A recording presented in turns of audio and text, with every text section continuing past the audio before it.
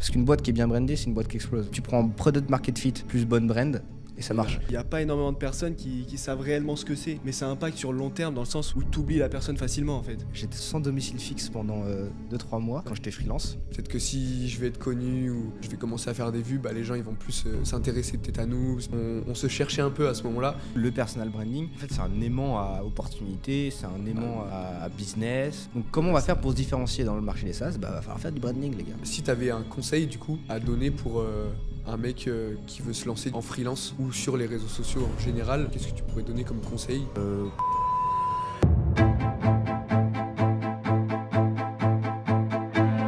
Bonjour à tous, on se retrouve pour un tout nouveau podcast avec un invité spécial, Arthur Valton. Donc voilà, on trouvait ça super intéressant de l'avoir parce qu'il est très très chaud dans son domaine, notamment tout ce qui est branding, image de marque, tout ça. Donc voilà, si tu pouvais te présenter un peu, ce serait cool. Me présenter rapidos, écoutez, ça fait longtemps que je me présente plus. J'ai pris la grosse tête, ça y est. Non, écoute, quand je me présente, je dis que je suis brand designer parce que je parle souvent de mon métier en premier. J'ai pas trop de vie privée, donc je parle pas de la vie privée. Ouais. Et écoute, pour balancer un petit peu ma vie pro, on va dire que j'ai principalement une agence qui est divisée en deux parties. La première partie, c'est la partie, on va dire, cabinet de conseil en stratégie de marque pour communiquer, se positionner, gérer sa marque en fait, sa marque personnelle ou sa marque corporate. Et donc la partie aussi studio, créatif, où on va faire de la créa, de la direction artistique, identité visuelle. Ok. Et du coup, on va dire que dans ton parcours un petit peu, on sait que tu t'es intéressé assez tôt, on va dire, à tout ce qui est graphisme, design, etc. À quel moment, toi, tu t'es dit vraiment le branding, c'est fait pour moi, vraiment, je suis fait pour ça? Bonne question. Tard. Tard. Pendant longtemps, je pensais que faire de la créa, ça payait pas. Que c'était un boulot d'artiste et que en fait, tu allais être au SMIC toute ta vie. Donc je me suis jamais dit, vas-y, je vais... en tout cas, quand j'étais jeune, que je vais vivre de ça. Et en fait, j'ai découvert le branding très tard, dans le sens large, partie stratégique, plus allier la stratégie à la créativité. Ça, je l'ai découvert, on va dire, il y a 3 ans. Et donc, je me suis dit, vas-y, on va le faire à fond. Voilà, quand j'ai monté l'agence Smooth, il y a un peu plus d'1 an. Ok. Et pour tout ce que tu nous as dit, par exemple, tu as été freelance, après tu as monté ton agence. Est-ce que tu as une anecdote un peu qui t'a marqué dans ton parcours, par exemple, que ce soit avec ton podcast, comme tu nous as dit Soit une merde qui Ouais, voilà, une merde ou autre. Ça peut être n'importe quoi. Hein. Une anecdote. Ouais, j'ai une anecdote marrante. Ok. J'ai une anecdote marrante. J'étais, on va dire, en gros, j'accompagnais un gars. On allait sur un plateau télé avant l'enregistrement d'une grande émission que tout le monde connaît. Et je tournais pas dedans, hein, mais j'accompagnais pour voir un petit peu. Et du coup, l'équipe de technique, il me disait faut pas que vous restiez parce qu'on va accueillir les invités super importants et tout machin. Donc, faut pas trop les croiser ou pas les embêter, quoi. Ils sont un peu VIP, quoi. Et donc on parle, on voit pas trop le temps passer. Tu vois, les invités, ils arrivent plus tôt. Et ils me disent bon, vas-y, partez et tout. Et là, je vois invité, c'était un de mes clients en fait. Putain, c'est énorme. Et du coup, je vais voir et je lui dis putain, comment ça va, mec, et tout. Je lui sers la main et tout. Et puis du coup, on commence à échanger et tout. Et puis t'as les mecs, quoi, ils le connaissent, ce mec? Comment ça? Parce que c'était un peu l'invité de marque en fait pour l'événement. Ok, incroyable. Ouais, c'est incroyable. Les mecs, ils devaient se poser des questions de fou du coup. Tu gagnes un peu, tu gagnes des points en charisme. Ah ouais, en crédibilité surtout là. Putain, comment ils connaissent ce mec? C'est une dinguerie. Incroyable. Et du coup, on va parler un petit peu plus de réseaux sociaux. Du coup, tu t'es lancé aussi il y a, je pense, pas mal de temps. Je connais pas exactement quand tu t'es lancé exactement sur les réseaux sociaux. Mais est-ce que toi, quand tu as commencé à montrer ta tête, montrer un petit peu ton parcours, etc., tu as eu peur un petit peu du regard des gens ou même du regard de tes potes en général? Parce qu'en soi, je pense que le regard des gens, on s'en fout, mais peut-être plus le regard de tes potes proches, ce qu'ils allaient penser, ou est-ce qu'ils étaient au courant, est-ce que tu as caché, voilà. Ouais, écoute, j'ai toujours posté, honnêtement. Okay. J'ai vraiment toujours posté. Ça fait, tu vois, mes premières vidéos, je les ai postées sur YouTube il y a 10 ans. Ah oui, ok. Où c'était des tutos Minecraft. Incroyable. On est tous passés par un On- truc ouais, comme ça, un on- jeu vidéo un peu. Ouais. On peut retrouver, hein, il y a les vidéos sur YouTube. On peut retrouver, c'est des tutos, ouais, mais genre même pas sur ordinateur, tu vois, c'est sur téléphone. Ah ouais, d'accord. Ah ouais, ok, C'est ouais, vraiment ouais, très c'est sombre. vrai. Et, Incroyable. et j'ai perdu les logs de la chaîne, donc elles resteront à vie sur YouTube. Putain, Je ne incroyable. suis pas maître de mon image. Mais bon, et je crois que c'est vraiment la chaîne est à mon nom, donc si vous tapez Arthur Valton à tout moment, vous tombez dessus, quoi. Incroyable, on ira voir après. Ouais, on Donc, ira voir, on donc ira voir. terrible histoire avec ma petite voix qui n'avait pas mué. Tu Et, m'étonnes. oui, ça, j'avais 15 ans. Ouais. Donc, Ok. donc ouais, j'ai toujours posté en fait du contenu, même avant sur Facebook et tout. J'aimais bien partager. Après, au-delà de aimer partager, je crois que j'avais aussi un énorme besoin de reconnaissance. Ah, mais même nous, au Ouais, début, mais tout le monde en vrai de la cherche en vrai.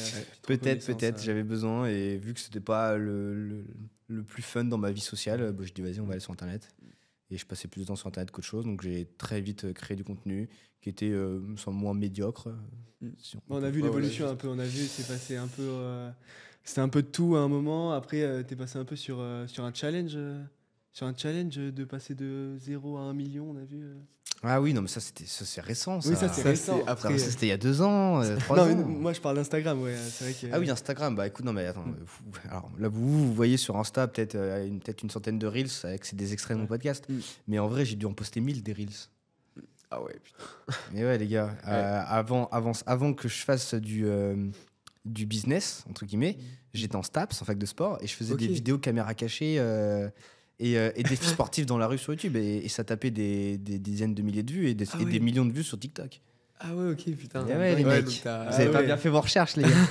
C'est vrai que ouais, j'ai. On savait Putain. pas que t'étais autant connu en fait.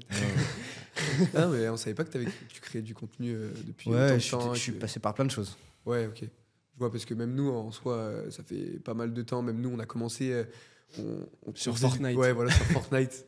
On faisait des highlights. Ouais, on faisait des highlights, on faisait des lives, on faisait plein de trucs. On voulait créer du contenu pareil à notre manière. Et on était aussi à cette recherche un petit peu peut-être de reconnaissance, à se dire, bah, peut-être que si je vais être connu ou peut-être si voilà, je vais commencer à faire des vues, bah, les gens ils vont plus s'intéresser peut-être à nous, peut-être plus nous dire, voilà, Là-dessus, ouais. les gars, vous êtes connus, vous avez réussi, ou je sais pas, tu vois, mais on se cherchait un peu à ce moment-là. Et je pense que quand t'es jeune, un peu, tu te cherches un peu, tu te dis, voilà, Mm. qu'est-ce que je peux trouver pour me rendre le plus intéressant possible. Je sais pas si, je pense que ça devait être pareil, du coup. Ouais, dans le même style. Mm. Honnêtement, j'ai pas trop de souvenirs de pourquoi je le faisais. Je le faisais surtout. Ouais, je pense parce que je voulais faire comme les youtubeurs que je voyais Mm. à l'époque, c'est quoi. vrai Je que- voulais faire la Ouais. même chose. C'est ça. Ouais. Nous on s'est fait hack par un russe, après bah, on a arrêté direct. Hein. On a arrêté direct. Ouais, Mais, c'est ça. mais ouais, pour parler un peu plus de brain, on va rentrer un peu dans le sujet. Beaucoup utilisent, on va dire, le mot brain, branding, sans savoir réellement ce que c'est. Enfin, la Surtout sur les définition, réseaux, etc. je pense que toi, tu dois voir ça Ouais, vraiment, c'est à tout va. je c'est pense. abusé. Même Je des- souffre beaucoup de. Je souffre beaucoup de ces polémiques qui n'en sont pas du coup, mais Ouais. Ouais, non. On voulait savoir, ouais, c'est quoi la différence, on va dire, pour toi entre branding et, Parce que on va je dire, pense que- personal brand. Ta Oui. vision là-dessus. Oui, je comprends. Bah, moi, j'ai une définition qui m'est propre. Après, les définitions, on les fait Ouais. un petit peu comme on veut. Mais pour moi, pour définir le branding, je définis d'abord la brand. La brand, du coup, c'est l'ensemble des associations que se font les consommateurs de votre produit ou de votre service. Mm. Donc, vous pensez à un service, je sais pas, Total ou à un produit Apple, par exemple, et ben, à quoi est-ce que vous pensez? Ça, c'est les associations que vous faites dans votre esprit. Et donc, du coup, le branding, c'est l'art de faire les bonnes associations par rapport qui va desservir votre objectif. C'est ça le branding. Et donc, en fait, maintenant, faire un logo, faire une identité visuelle, faire de la communication, c'est des éléments qui vont servir, du coup, cette vision, cette stratégie de marque. Et c'est surtout une vision économique avant tout. Hein. Ouais. Quand on fait une boîte, on veut vendre un truc. Oui. Non, ça, Et c'est même sûr. pour le long terme, en vrai, ça impacte surtout sur le long terme, je trouve, de fonder vraiment une marque et Bâtir vraiment ouais, une bâtir image une de marque. Et en fait, souvent, les personnes, elles s'en foutent, mais ça les décrédibilise pas trop parce qu'il n'y a pas énormément de personnes qui savent réellement ce que c'est. Mais ça impacte sur le long terme dans le sens où tu oublies la personne facilement, en fait. C'est ça. Mais le truc, c'est qu'aussi, on aurait parlé aussi pas mal de personal brand. Donc, on sait que sur les réseaux sociaux, il y a pas mal de personnes qui parlent de ça. Et puis même, en soi, quand tu te lances sur les réseaux, inconsciemment, tu commences à bâtir en fait vraiment ta personal brand propre à toi-même. Après, bon, tu as des gens qui copient d'autres contenus, etc. Ça, c'est un autre sujet. Mais toi, du coup, comment toi aussi tu définirais du coup le personal brand, la personal branding voilà. Bah, le personal branding, c'est en fait la même chose que le branding, mais pour une personne. Ça, il faut bien comprendre ça. Et donc, en fait, faire du contenu sur LinkedIn, faire du contenu sur YouTube, faire du contenu sur une plateforme, peu importe. En fait, l'idée, c'est de développer ton nom. D'accord. Donc, moi, je fais du contenu pour développer l'image de marque, donc, du coup, de Arthur Valton. Aujourd'hui, pour moi, je pense que la brand et le personal branding, c'est vraiment un asset qui est sous-coté de fou, qui est surpuissant. C'est-à-dire qu'en fait, le branding, ça règle à peu près tous tes problèmes dans une entreprise. Que tu veux recruter, que tu veux faire de l'acquisition, avoir de nouveaux clients, que tu veux faire du management, que tu veux je sais pas, développer ta marque employeur, etc. Tous ces éléments-là, le branding règle tous tes problèmes. Alors, tu as d'autres façons aussi de les régler, mais ce que je veux dire, c'est que c'est assez puissant. Et du coup, le personal branding, aussi, il te fait... en fait, c'est un aimant à opportunité, c'est un aimant à business... Et en fonction du coup de comment est-ce que tu vas l'utiliser, tu vas atteindre certains objectifs que tu peux te fixer, plus facilement en tout cas. Ouais, non, mais c'est sûr, surtout on a vu ça, surtout sur les réseaux sociaux, toutes les opportunités de rencontres, que ce soit du coup côté social, côté même du coup financièrement parlant, dans tes business, pardon, ça peut t'apporter de fou, et forcément ça va y jouer. Le truc, c'est que moi, je pense aussi que le personal branding, c'est vraiment aussi sur le côté humain. On va dire, je parle plus physiquement quand tu vas rencontrer la personne, ce qu'elle va renvoyer, ce qu'elle va aussi, on va dire, vraiment dégager. Voilà, je pense que ça peut impacter aussi sur la personne, on va dire, en elle-même, sur ce qu'elle est. Je sais pas trop ce que tu en penses là-dessus, mais je pense que physiquement aussi, ça a un impact fort, ce que tu renvoies. Oui, alors déjà, le personal branding, ça permet d'humaniser une entreprise.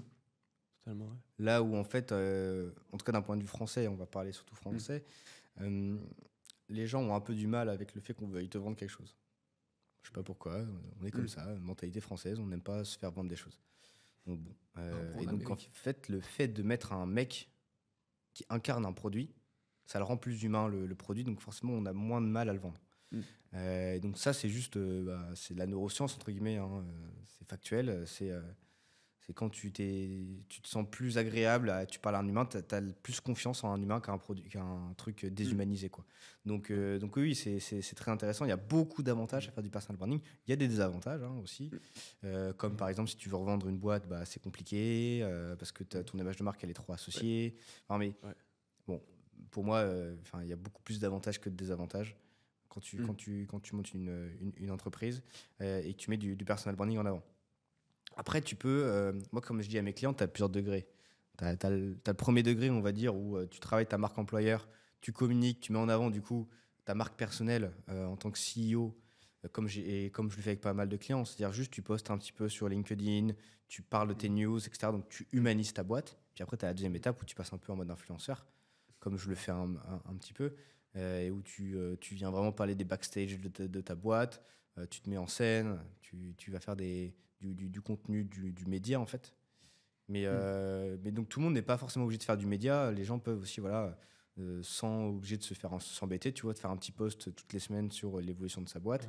Ça va avoir un impact positif sur ta marque employeur. Ça va avoir un impact positif sur tes salariés, sur ton turnover. Parce que le CEO, il est dynamique, il est sur LinkedIn, il fait machin, c'est bien, tu vois. Donc t'as énormément d'avantages. Je pourrais passer des heures à les citer. C'est sûr. Hein. Même sur LinkedIn, tu as une grosse audience. Enfin, tu commences à développer une bonne audience. Et on a vu, tu as quand même des avis un peu partagés. Et des fois, ça fait un peu drama et ça marche. Ça marche un avis très tranché sur certains posts. Du coup, des fois, je sais que ça peut faire parler. Du coup, on a vu que... Est-ce que toi, ça t'impacte en vrai Ça t'impacte ou t'es détaché, c'est toi et allez vous faire foutre. Je m'en fous. Alors déjà, pour plusieurs raisons. Déjà parce que... j'ai vraiment cette... quand je communique sur LinkedIn, je suis là en mode, les gars, je suis un jeune de 24 ans qui découvre le monde du business, qui dit ce qu'il pense. on va dire, éviter, pour avancer plus vite, en fait, tout simplement. Parce que quand tu dis ce que tu penses, les gens, du coup, peuvent te corriger plus facilement si tu dis de la merde. Et ce qui fait que derrière, bah, tu vas pouvoir avoir des feedbacks plus pertinents. Donc, j'ai vraiment cette légèreté dans ma communication, dans le sens où, tu vois, je suis pas là à tout millimétrer sur mes posts. En fait, ça l'est sur mes photos, par exemple. Mais dans mon contenu écrit, non, c'est beaucoup plus brut. Donc, Ouais, parce que en plus, le truc, c'est que si tu, on va dire, partages pas ton avis et que tu as peur de décevoir des gens quand tu vas partager ton avis, etc., bah, le truc, c'est que nous, c'est ce qu'on a fait au début. L'erreur qu'on a fait, c'est qu'on a essayé de plaire à tout le monde un peu. Et je sais pas si c'est l'erreur que beaucoup de monde font. Ouais, c'est ça. Si tu veux toucher tout le monde, tu touches personne. Et c'est un peu le truc. Ouais. C'est un peu la on se phrase. fait chier, quoi. Tu perds ton identité, en fait. Et le truc, c'est que même pareil, tu fais pas forcément. Du coup, t'impactes pas les gens, du coup, tu fais pas forcément de vues.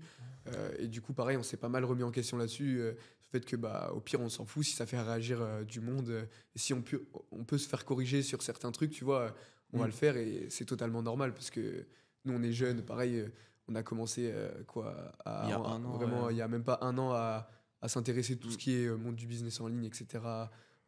L'entrepreneuriat en général, ça fait depuis août. Donc forcément, on a plein de trucs à apprendre et même toutes les rencontres qu'on fait, on apprend plein de trucs justement. Donc c'est justement ça qui est cool. Mais du coup, si on voulait parler un petit peu, rebondir sur un sujet du coup qui sont les SaaS, parce que nous, en fait, on va faire... du coup, on est en train de développer et créer une appli du coup qui va être en SaaS. On sait que toi, tu taffes pas mal du coup avec des SaaS. En fait, on aimerait avoir ton avis sur vraiment l'avenir en fait de ce marché, surtout sur leur brand, sur le branding de ce marché, voilà un petit peu. Bah, le marché du SaaS, donc du logiciel, on va dire avec du MRR, c'est sympa. Moi, j'aime bien. Franchement, c'est cool. Ça fait beaucoup de sous et ça va continuer à en faire. Écoutez, c'est vaste les SaaS. Moi, ce que je peux vous dire là, c'est que les 5 derniers jours, on a développé un logiciel en interne chez Smooth. On a fait un truc très clean en 5 jours. Et je suis assez choqué. C'est-à-dire qu'on n'a pas rentré une ligne de code. Tu vois, c'est le développeur qui a parlé avec de l'IA. Il a donné des ordres à l'IA. Il n'a pas tapé de ligne de code direct. Et ça, c'est impressionnant. Après, ce qui est bien, c'est qu'il sait, vu qu'il a fait une formation, il sait coder, il aurait pu le faire lui-même, mais il a fait ça en 5 jours, alors que s'il avait tout codé à la main, ça lui aurait pris 3 mois. Ah ouais, putain, la dingue. Donc il y a un véritable enjeu, et du coup, c'est là où moi ça m'arrange fortement, ce genre de choses. Pourquoi ? Parce que si demain, faire un SaaS, techniquement, c'est facile, qu'est-ce qui va se passer ? Il va y avoir plein de mini-SaaS, donc ils vont faire des plus petits MRR, mais il va surtout avoir beaucoup de SaaS moches, et des SaaS qui font la même chose aussi. Donc comment on va faire pour se différencier dans le marché des SaaS ? Va falloir faire du branding, les gars. Va falloir développer une marque personnelle à côté, va falloir faire une interface qui est belle, va falloir faire une expérience utilisateur qui est pertinente pour le user, de A à Z dans l'utilisation du logiciel, et là, du coup, c'est là que j'interviens. Ok. Parce qu'en plus, on va dire l'expérience utilisateur, c'est le plus important, tu vois. Surtout que, comme tu as dit, c'est de plus en, on va dire, ça tend à être de plus en plus facile de faire des mini SaaS, etc. Du coup, bah, peut-être que les gens ils vont délaisser tout ce qui est branding. Et c'est sûr que là, bah, si on veut se démarquer, ou si n'importe quelle, on va dire, personne qui veut créer un SaaS veut se démarquer, bah, tu es obligé de passer par là. On va dire, faut pas négliger cette partie-là parce que, bah, en fait, après... ton MRR il va être encore plus petit, t'es plus utilisateur en fait. Ouais, voilà, c'est ça. Mais ouais, nous l'expérience là on est en train d'expérimenter, on va voir. On sait que après, là la création du SaaS c'est un peu excitant, mais on sait qu'il y a plein de galères aussi à gérer au niveau des SaaS. On va expérimenter, on sait pas encore quelle galère on va avoir, mais c'est sûr que c'est compliqué. Mais aussi, tu as été freelance. Est-ce que tu peux raconter un peu ton expérience en tant que freelance ? Parce que tu as dit que tu étais un freelance fauché. On a vu ça aussi. Que tu disais que tu es parti de freelance fauché, du coup, jusqu'à monter ton agence. Donc, dans un premier temps, on aimerait parler de ton expérience en tant que freelance. Freelance fauché à agence millionnaire. Je peux pas mettre le millionnaire encore. En devenir. Bientôt. Écoutez, moi j'étais Anecdote marrante, j'étais sans domicile fixe pendant 2-3 mois Ok. quand j'étais freelance, un moment. Parce que pour l'anecdote, je m'étais associé avec un gars que j'ai rencontré sur Internet, avec qui ça se passait trop bien. Et en final, c'est un mec qui s'est barré avec la caisse. Donc on était 2 freelances, lui était dev et moi j'étais designer. Et on essayait de faire des sites. Et donc on a bossé pas mal sur la partie... on va dire qu'on a surfé sur la partie bull run. Et du coup, quand tous les projets NFT avaient besoin d'un site web, etc., donc on en faisait à l'appel. Et du jour au lendemain, le mec s'est barré avec les sous qu'il y avait sur le compte qu'on avait fait en commun. Et du coup, je me suis barré de la coloc et j'avais pas d'appart parce que c'était en septembre, tout simplement. Donc la rentrée, etc. Tous les étudiants cherchaient un appart, j'avais rien. Donc je dormais un peu dans ma caisse, chez des potes. Voilà, c'était marrant. Donc ouais. Et j'avais pas, du coup, plus beaucoup de sous, quoi. Ouais. Donc on va dire que j'ai fait freelance chez mes parents pendant quelques années, pendant que j'étais fin lycée et pendant mes études de STAPS. Mais bon, c'était vraiment... je faisais ça pour des potes, je mettais un peu de sous tranquille, quoi. Et puis quand du coup je me suis mis en coloc et que je me suis barré chez mes parents, là je commençais avec le bull run, du coup on a fait quand même un peu de sous. Mais le bull run s'est arrêté. Le mec, et ce mec-là s'est barré. Et vu qu'il s'est barré, j'ai perdu la crédibilité que j'avais avec mon client qui m'envoyait la plupart des offres avec les sites. Parce qu'en gros, c'était une agence crypto. Et du coup, le mec m'a dit attends, ton associé se barre, j'ai plus confiance en vous en fait. Du coup, c'est ciao. Ouais, du coup, c'était la merde. Le boulot était fini, donc il y avait beaucoup moins de projets crypto qui sortaient. Donc en gros, le gars était bien content de nous virer. Donc je me retrouve à la rue, avec 80% de mon chiffre d'affaires qui est parti.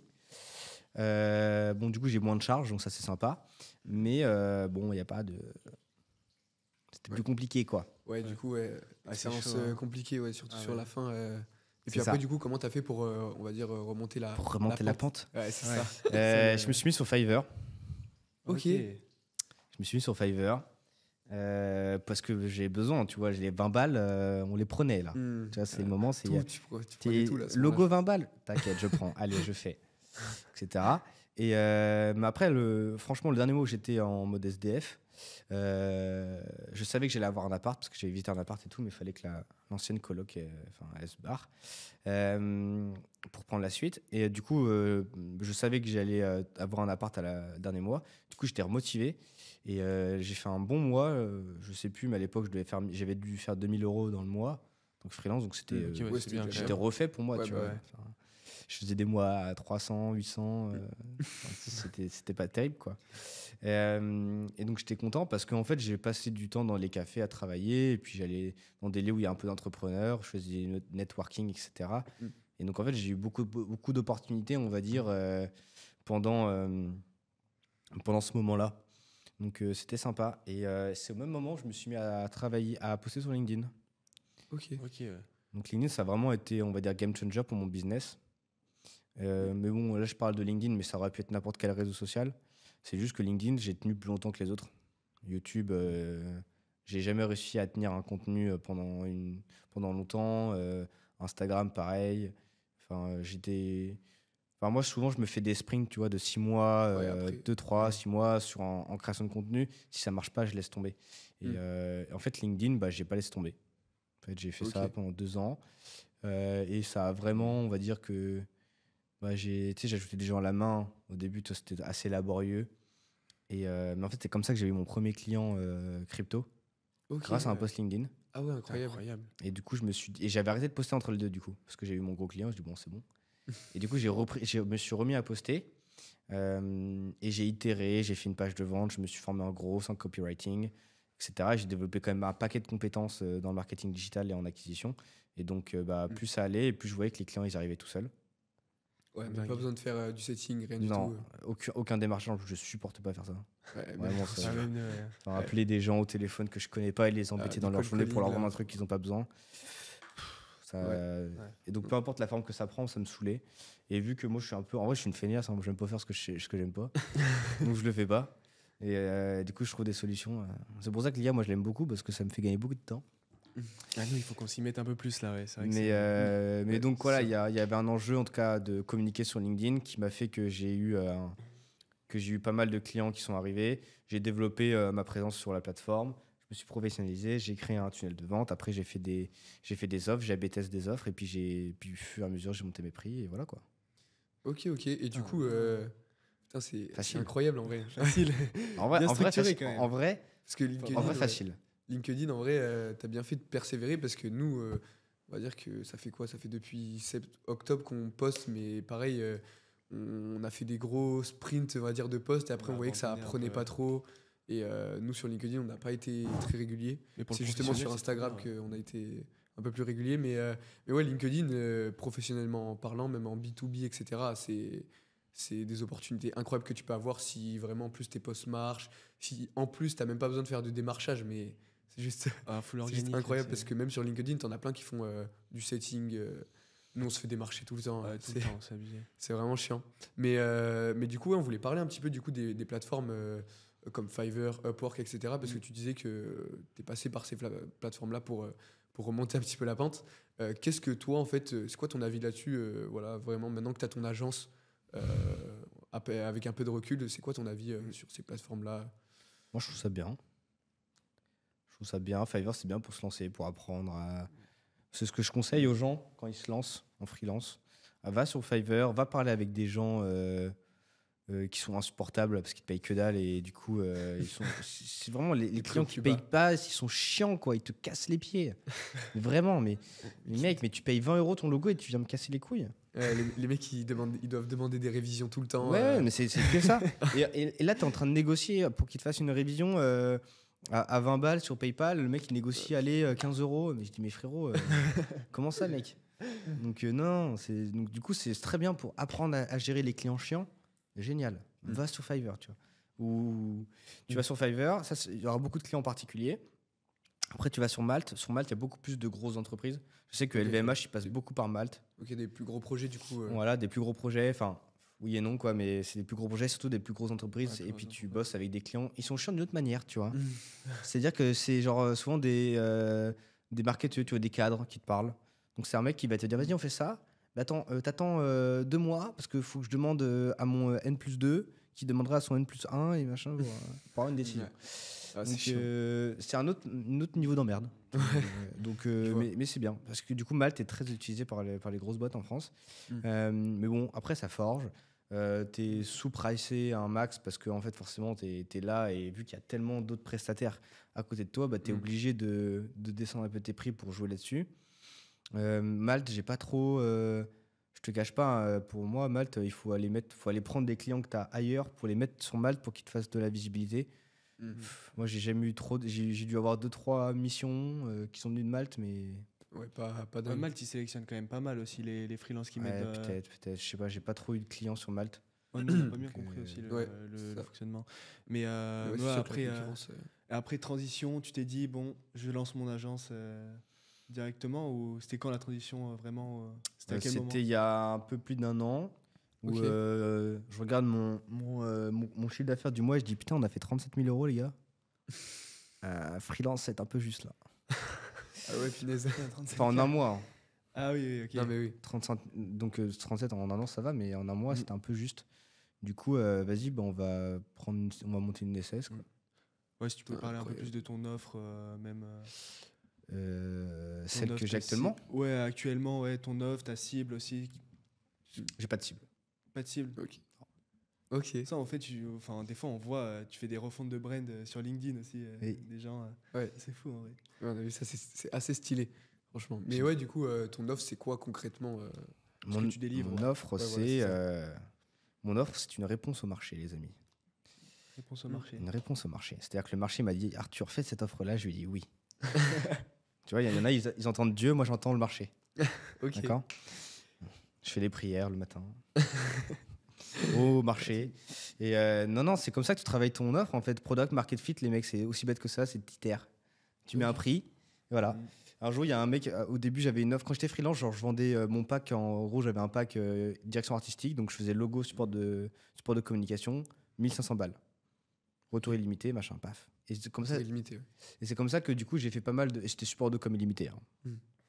C'est demain, un mec venait, il dit bon, je vais te prendre 40 pitch deck à 50 pages. J'étais en mode bah allez, j'ai mis dans l'offre.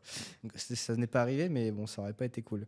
Ouais. Et donc du coup, ben, je teste cette offre-là, je monte les prix, je rajoute, j'upsell sous des sites web de temps en temps, enfin voilà, je vois que ça fait des sous, on monte, et puis l'offre elle évolue tranquillement. On rajoute, du coup, après je découvre la partie stratégie de marque branding, donc je la rajoute dans l'offre, ce qui fait qu'on arrive là. Il y a 6 mois, je close un mec qui s'appelle Charles Barras, fondateur de Copyhouse, petit big up à lui, masterclass Ouais, je ce vois, mec. je vois. Ok. Il me dit, franchement, ton offre elle aurait fait x2, j'aurais pris pareil. Ok. T'arrives- Tu sais, il dit ça après Ouais. avoir signé, après t'avoir fait le virement. C'est tout, de toute façon, c'est toujours Tu ça. réfléchis là. Et je dis, bon, bah ok. Du coup, bah, je fais x2 sur mon offre. Voilà. Et puis, je continue à la vendre. Donc, Ouais, donc ça continue à marcher. oui, c'est ça. En fait, je monte le prix, les gens, ils achètent. Voilà. Demain, ils achètent plus, bah, je descends le prix. Ouais, bah, C'est aussi bête que ça. évidemment, de toute façon. Ou alors, Tant qu'il y a- j'augmente la valeur perçue. Tant qu'il y a de la demande et que les gens ils sont prêts à acheter à tel prix, pourquoi, Ouais. pourquoi baisser les prix même limite s'ils sont prêts à acheter plus comme ce mec-là dont tu parlais, bah, Tu vois, t'as plus de autant clients, augmenter. bah, tu baisses. Oui, parce qu'en fait, ce qui est chiant dans ce truc-là, c'est que pour trouver ton offre, tu dois capter à combien est-ce que le marché veut acheter ce que tu vends, mais aussi à combien est-ce que les gens veulent acheter ce que tu vends à toi. Ouais. Parce que demain, je suis une grosse agence parisienne, je vais vendre la même chose. Mm. Mais il y aura un zéro de plus. Ah non, mais vous rigolez, mais c'est comme ça. Vous voyez le Ouais. logo presse là? Ah oui, Ah, on a vu, ouais. Vous savez combien il a coûté? Ouais, il a dû coûter une blinde. Hein Allez, donnez un petit chiffre, les gars. Là. C'est un Voilà. appel d'offre public. Hein. Appel d'offre public. On n'a En pas vrai, vraiment d'idée. On n'a pas vraiment aussi, d'idée mais sur les logos, etc. je sais Mais pas, 5K, un truc comme ça 5K beaucoup plus, je pense qu'il a dû coûter. Ah, moi je pense en Tu vrai. peux rajouter un 10K? peu, tu peux rajouter un peu de zéro. Je pense en vrai 100K, non 100K 6 millions, les gars. Ouah, mais 6 millions. c'est dinguerie. J'ai vu ça dans le J'ai train dit là tout à l'heure. 5K quand même. 6 millions, les dingue. gars, le logo de presse, la refonte du logo de presse qui est moins bien que celui d'avant. Désolé pour le designer qui l'a fait. Mec, mais... Qui est moins bien en plus. Mais non, mais il est moins bien, il est moins Bordel. lisible. C'est factuel, tu vois. C'est un moment, on va pas débattre sur ça, tu vois. C'est juste Mm. qu'il est moins lisible, point. Et je suis désolé, mais le sujet numéro 1 de ce logo, c'est la lisibilité. Ouais, ouais, c'est c'est sûr. C'est pas de la branlette autour de c'est des matières qui sont biodégradables. Ouais, c'est ça. C'est juste pour justifier, quoi. Mais si ton logo il est pas lisible, Putain, c'est bien beau de justifier. C'est ton bien, logo, mais- c'est bien d'avoir des belles matières, mais Ouais, voilà, c'est ça. c'est nos impôts qui payent J'aurais ça. pas Tu vois. imaginé. Ouais. Le Putain. peuple veut être remboursé. C'est ça. Rendez l'argent au Mais peuple. par contre, 6 millions. Ah putain, j'imagine. Voilà, pas 6ème, autant, les hein. gars. Putain, j'ai Oh, dit 5K putain. quand même. Ouais, Et les mecs sont 3. Waouh. C'est même pas une grosse Putain. équipe, une agence, tu vois, qui a bossé dessus. Non, non, les mecs sont 3. Donc voilà. Donc maintenant, il y a du coup un marché. Il y a la valeur perçue que vous donnez à votre marché et ce que le marché veut acheter. Mm. Donc Ok. c'est un petit peu ce triangle amoureux-là qu'il faut travailler pour pouvoir essayer de vendre des trucs. En tout cas, moi, c'est comme ça que je le fais. J'itère, mon offre, elle change beaucoup. Au tout début de Smooth, on avait genre un truc comme 22 offres différentes. Ok. Ah ouais. Et on Ok. testait. On Ouais, testait. ouais, de toute façon, ouais, Genre, tu j'envoyais fais un comme ça. PDF à mon client, il y avait 22 offres. Je dis, vous voulez laquelle? Ok, ouais, tu Et testais, on va dire, celle qui était. Puis le ceux qui n'étaient pas prises, on les enlevait. Hop. Ah ouais, ok. On Si en tu rajoute. ça, filtres de toute après, façon. t'as la meilleure en fait. C'est ça. Enfin, Et du coup, on a l'offre. Et puis, nous, des fois, ça nous arrive en fonction du besoin de notre client. Par exemple, là, on bossait avec l'application, je ne sais pas si vous connaissez, ça s'appelle Drafty. Non. C'est une app qui met en relation des footballeurs ou des basketteurs avec des mecs qui veulent recruter des sportifs. Ok. Ok. Ah, il y en a pas mal des Ah ouais. applis. Et, il y en a pas mal. et donc, c'est fait par un assez gros influenceur, Marcus Lawrence. Je ne sais pas si vous connaissez. Ah bah ouais. C'est lui qui monte ça. Ok. Et donc, le mec me dit, bah écoute, vas-y, nous, on n'a pas un gros budget pour l'app. Par contre, on te prend un petit truc, tu nous fais un petit logo, une petite charte graphique et tout, et puis nous, on va te mettre en avant un peu. Tout. Je fais, bon, bah, let's go, tu vois. Donc, j'ai pas putain. facturé cher, mais C'est ultra bénéfique quoi. bah, derrière, je dis, vas-y, j'ai fait Drafty, et quand Drafty sera pété un peu, preuve bah, sociale. les gens ils vont dire, ah putain, il a fait Drafty, le mec. La preuve Putain, c'est sociale. chaud. Ah, c'est bien. Hein. Ouais, c'est abusé. Franchement. Et sur ton agence, t'as des objectifs, on va dire, là, sur l'année 2025. 2025, en termes de CA. 2025, en termes de CA. J'ai pas d'objectif de CA cette année. Ok. Ok. Pourquoi? Parce que c'est trop de clients à gérer, c'est chiant en fait. Non, je Trop déconne. relou. Non, en fait, là, je suis dans les process à fond. Ok. Je dois les process à fond. Bon, l'idée, c'est de faire, c'est d'aller chercher peut-être 200 000 euros de CA, d'aller faire un x2 quoi, par rapport à l'année dernière. On a fait du 100 000 la première Ok. année. Mais en vrai, je me fais pas trop. Même si on fait moins que l'année dernière, en fait, je m'en fiche. Ok. Moi, ce que je veux, c'est faire les process de ma boîte. C'est que tout roule et c'est qu'en fait, limite, je veux faire autant d'argent, mais en bossant 2 fois moins. Ok. Vous voyez l'idée. Hmm. Et quand j'aurai automatisé des process dans ma boîte, bah, demain, en fait, je pourrais partir et que ça tourne. Et me Ouais, concentrer sur à l'acquisition, en fait. Ok, je vois. Faire un peu d'acquisition un jour. Et là, je n'ai pas besoin. Genre, j'ai des gens, ils m'appellent. Et genre, je fais pas des. Parce que tu sais, vous voyez les gens en mode, ouais, top 3, des phrases qu'il faut dire pour closer. Ouais. Mais je te frère, jure. ton top 3, moi, j'ai même pas besoin de parler, le client, il achète tout seul. Je te jure. Non, mais Ouais, c'est vrai que, ouais, là, en vrai, automatiser les process et même déléguer bien. Mais c'est que c'est à du des branding. personnes. Parce qu'en fait, tu fais du bon travail. Les clients qui viennent les prospects qui viennent me voir, ils savent que je bosse bien. Mm. Parce que je fais tout pour bien bosser. Ah bah, c'est Mhm. sûr, hein, de toute façon. Après, C'est tout, tu vois. dans tous les ouais, cas. même si tu n'as pas d'objectif de CA, tu sais comment vraiment aller à ton objectif un peu de liberté et te détacher de ça un peu, c'est ça? Bah, moi, mon petit mood du moment, là, je te dis, c'est de automatiser ma boîte, là, mon agence. En fait, ce que je veux, c'est que mon agence, ça devienne une machine à faire exploser des brands. Ouais. Comme ça, si Ok. demain, je veux monter une boîte dans l'agroalimentaire, tu vois, je prends l'idée, je la mets dans la machine, Tac, ça elle descend, ressort. et ressent un bon petit plat, tu vois, qui est prêt à être mangé. Et voilà. Et en fait, et du coup, la boîte, elle explose. Parce qu'une boîte qui est bien brandée, c'est une boîte qui explose. Ah, mais oui. Il suffit qu'il y ait tu prends product market fit plus bonne brand, et ça Et marche. là, ouais, je pense. Et tu le vois avec toutes les marques qui sont lancées par les influenceurs ou par les grands acteurs, ça marche tout le temps. Ah, mais parce Ils qu'ils sont ont bien pensé entourés aussi, directement à leur brand, à cette Exactement. stratégie-là. Donc, C'est obligatoire. Voilà, il suffit d'avoir une bonne brand. Et donc, je me dis, bah écoute, comment faire pour devenir un entrepreneur successful? Bah, il faut trouver un petit peu la recette magique pour faire péter une boîte. La recette magique pour faire péter une boîte, c'est de faire du branding. Bon, bah, on va monter une boîte dans le branding. Surtout que je sais le faire. Donc, autant le faire ça. Et donc, on automatise. Et demain, quand on ira scale dans 1 an, peut-être, on ira faire de l'ads, on ira machin. J'aurai mon équipe qui est solide, qui est prête à débiter. On aura des prix qui seront un peu plus élevés. Et puis voilà. Et moi, ce que je veux, en gros, c'est je veux garder une boîte à taille humaine avec une équipe, tu vois, d'une 10-20. Tu vois, on est une dizaine dans l'équipe là aujourd'hui. Bon, peut-être qu'on sera 20 max, tu vois. L'idée, c'est d'avoir des Avengers qui meilleurs. sortent des. Parce qu'en vrai, pour avoir des appels d'offres, en vrai, faut une grosse agence avec beaucoup de salariés. Mais bah, en fait, j'ai envie de te dire, pourquoi suivre les règles en fait, les gars? Pourquoi pas créer notre propre règle? Non, écoute, bah, si Ouais. les appels d'offres ils veulent pas de nous, et ben on ira chercher d'autres projets. Et bah, ce sera mes projets à moi, tu vois. Puis on aura Voilà. toujours, de toute façon, il y aura toujours des offres. Puis même, après, on sait que tu as pas mal du coup recruté de freelance, du coup. Ouais. Et c'est quoi, du coup, tes process? Comment t'as fait en fait pour recruter Ouais, ces les freelances-là, recrutements, pour recruter des mecs qui sont ultra chauds, quoi, du coup, là-dedans? C'est très chaotique, les amis. Je vais rien vous cacher, c'est très chaotique. Ah ouais. Le recrutement, c'est chaotique. Et c'est très le feeling. C'est-à-dire, moi, je fais un post. Mhm. Je cache pas, quand je fais un post, j'ai pas mal de gens dans ma boîte mail.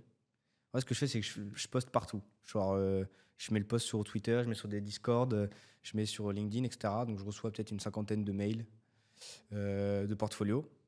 Donc, je dis, les gars, vous m'envoyez votre portfolio, je regarde. Les portfolios éclatés, je les next. Ouais. Et je prends genre peut-être le top 10. J'en prends genre peut-être 5 en call. Je regarde comment ça marche, le feeling. Et puis, avec ceux avec qui ça se passe bien, je les teste. Et si c'est good, bah vas-y, on y va, tu vois. Ok. T'as pas trop galéré, du coup, je pense que À recruter, non. Ok. Non, j'ai aucun problème à recruter des freelances. Et bah, de toute façon, les gars, je vous l'ai dit, hein, c'est le personal branding. Les freelances que je recrute, c'est des gens qui écoutent Just Brand. Ouais. Ouais, c'est vrai que.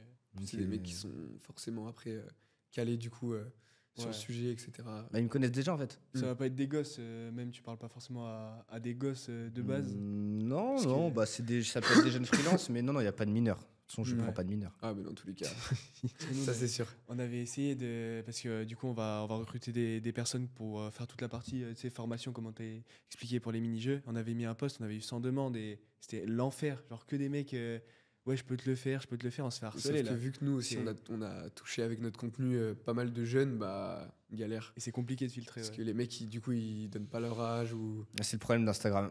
ils le donnent, mais au dernier moment. Et du coup, là où on a fait peut-être une erreur, c'est que peut-être que directement, on aurait dû donner notre mail et direct, ça aurait fait plus professionnel. Les mecs, qui nous auraient envoyé leur portfolio à chaque fois. le truc, c'est que là, on recevait des réponses à la story toutes les, Ouais, bah toutes non, les les 10 gars. minutes. Ah, c'est le Non, pire truc à faire. faut mettre un mail, faut expliquer ce que vous attendez. Moi, ce que je fais, c'est que je fais une page Notion Mhm. où j'explique Ouais, tout ok. ce que je veux. Et genre, la page Notion, elle est là pour te disqualifier. Faut faire peur un peu. Ouais, je vois. Ok. Genre, tu vas souffrir, c'est très, très Ça va être- dur. ça Très va être dur. dur, je recherche les machin. meilleurs. Bah moi, c'est ce que je dis. Mais vous rigolez, mais moi, je suis assez agressif dans mes pages de recrutement. Ouais, mais après, c'est Mm. obligatoire. Je suis là, je dis, hein, écoute, moi, je cherche la performance. Si tu bosses pas le week-end, viens pas. Tu vois. Non, mais t'as Ouais, C'est raison. comme ça, après, tu fais le c'est ménage. normal. Bah, à un moment, T'as il raison, faut, parce il faut que- trouver, il faut disqualifier quand on a trop de demandes. Donc, je pense que c'est bien. Maintenant, c'est des mentalités que tout le monde n'aime pas. Moi, ça me va. Tant pis. Hein. Bon, après, tant pis, parce que dans Mm. tous les cas, tu recherches entre guillemets des freelances qui ont la même mentalité que toi, que ce soit dans le taf, parce que du coup, si taffent tous les week-ends, bah, heureusement, tu vois, un freelance qui va pas dire, bah non, moi le week-end, je suis ici, je suis Bah, il là-bas. Oui, En soi, oui, il peut. Oui, Mais ce que je veux dire, c'est que nous, toute l'équipe poste comme ça. Donc, si lui, il le fait pas, ça va créer un décalage. c'est Ouais. ça.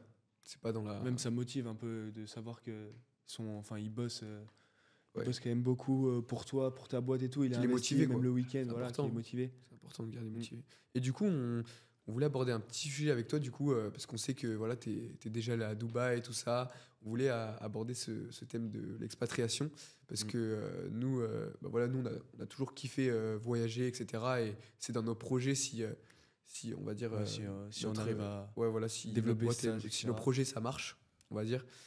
Du coup, toi, c'est quoi ta vision un petit peu là-dessus? Est-ce que toi, tu avais pour projet de t'expatrier ou est-ce que voilà, faire des voyages, c'est essentiel pour toi, du coup?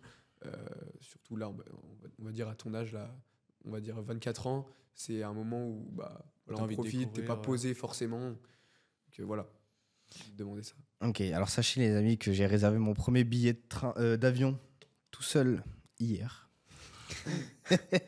Tout seul en plus? Comme un grand, les gars. Putain. J'étais sur Air France et tout. Et non, en fait, déjà, quand j'étais jeune, j'ai jamais voyagé j'ai jamais trop bougé de la France. Parce que je n'avais pas des parents ultra riches, quoi. Numéro 1. Et numéro 2, l'année dernière, j'ai beaucoup voyagé, mais c'était mon associé qui prenait les billets d'avion. Ok. Donc, mais du coup, en fait, pourquoi est-ce que je voyage? Moi, je voyage parce que c'est stylé. Déjà, je Ouais. kiffe. Sympa, tu découvres des trucs, voilà, good mood. Et surtout parce que bah, tu peux aller. En fait, je vais voir des clients. Mes voyages, c'est toujours pour faire du business. Quand je suis allé à Dubaï, je suis allé à Dubaï pour voir pour aller voir mes clients à Dubaï. J'ai fait le Maroc, je suis allé voir des clients au Maroc, etc., Suisse, etc. Donc, c'est toujours d'un point de vue business. De toute façon, ma vie tourne autour de ça, donc j'ai envie de te dire. Voilà. Et donc, autant mêler l'utile à l'agréable. Tu vois, là, je vais à Bangkok, pareil, c'est pour le business. Incroyable. Donc, voilà. Niveau expatriation, les gars, je suis vraiment pas bien placé pour vous en parler. Je suis pas fiscaliste et tout. Dès que j'en parle avec des mecs qui s'y connaissent, ils me disent ça pue. Franchement, en fait, plus je réfléchis et plus je me dis putain, aller à Dubaï, faut y aller vraiment si t'as beaucoup de sous. Ok. Ouais. Parce qu'en fait, en France, tu payes pas beaucoup d'impôts pour des revenus comme les miens. Tu vois. Je gagne pas beaucoup. En vrai, je gagne que dalle par rapport à certains. Donc, je suis pas dans la peau d'un mec qui fait plusieurs millions par an. Et qui du coup lui a un sujet d'expatriation pour optimiser fiscalement ton truc. Par contre, il y a un truc que j'ai appris il y a pas longtemps, c'est qu'en fait il y a des lois qui régissent les relations économiques entre les pays. Et la loi qu'il y a entre la France et Dubaï, elle est pas terrible. C'est-à-dire Ouais, que si demain la apparemment, France elle te nous, dit en fait fiscalement t'es en France, bah tu reviens en France. Et Dubaï il peut pas dire quelque chose. Ouais, ça on avait vu aussi. Oh, on avait vu, C'était une Donc galère. mauvais là-dessus. bail en fait de s'expat à Dubaï. En fait ça pue. Le mieux c'est de s'expat dans un autre pays. Et après de s'expat à Dubaï. Ouais, parce que nous, Oui, il y en à a la beaucoup, ils font base. ça à Bali ou autre, et après ils vont à Dubaï. Bah, en tout cas, ce qu'il faut, c'est son foyer fiscal. Il faut le déplacer dans un autre pays. Du coup, en fait, la loi, elle est régie entre la France et le pays dans lequel vous êtes. Et puis après, quand vous rechangez de pays et que vous allez à Dubaï, par exemple, et ben, la loi, elle est entre l'autre pays et Dubaï. Ok. Et en fait, les Français, c'est les pires avec Dubaï. Ouais, on avait vu ça, de toute façon, ça faisait flipper. Enfin. Mais ouais, ils font souvent ça, en fait. Les gens, ils vont d'abord dans, on va dire, des pays comme, voilà, plus petits, on va dire, Bali, ou même L'Indonésie, autres, même Thaïlande, etc. Et après, du coup, ils vont à Dubaï. On avait vu pas mal, on avait suivi. Mais ouais, nous, on va dire, on y réfléchissait à ça, en fait, de pas forcément s'expatrier parce que, on va dire, c'est plus, on n'y pense pas trop encore, mais plus, on va dire, voyager déjà dans un premier temps. Oui, bah, c'est Nous, bien. on kiffe. Mais Ouais. on va dire que si aussi c'est pour des opportunités business, c'est toujours cool parce que nous aussi, bah, de plus en plus maintenant, notre vie, elle tourne autour de ça. On a arrêté les cours carrément pour notre projet, etc. Donc, tu vois. Au-delà de s'expatrier, en vrai, il y a aussi ce réseautage qui est quand même conséquent. En vrai, c'est important. Non, mais c'est bien, voyager, vous rencontrez des entrepreneurs aussi qui, eux, du coup. Enfin, quand je suis allé à Dubaï, j'ai rencontré beaucoup d'expats. Et donc, forcément, quand tu es expat, ça veut dire que tu as fait des sous. Et du coup, c'est aussi un autre niveau, puis une autre mentalité. Donc, effectivement, c'est très intéressant d'y aller.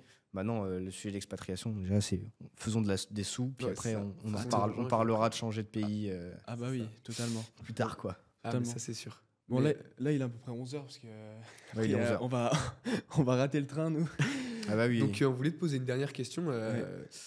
Si tu avais un conseil, du coup, à donner pour un mec qui veut se lancer, du coup, en freelance ou sur les réseaux sociaux en général, qu'est-ce que tu pourrais dire, qu'est-ce que tu pourrais donner comme conseil ou comme comme conseil,